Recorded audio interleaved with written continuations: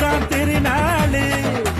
தூங்குற நேரம் என்கிற நேரம் வாழ்க்கையில் சேராது.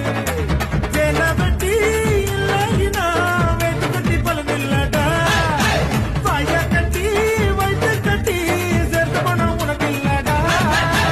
எதுக்குற வாழ்க்கை பெரும்பாவண்டா, கொடுக்குற வாழ்க்கை வரலானடா. அதான்னு நினைச்சா அகபாவண்டா, அம்தான்னு நினைச்சா எதிர்காலண்டா. வேண்டிக்கிட்டா ஏழை நம்ம வாழ வச்சோம் திருப்பதி வந்த திருப்பதி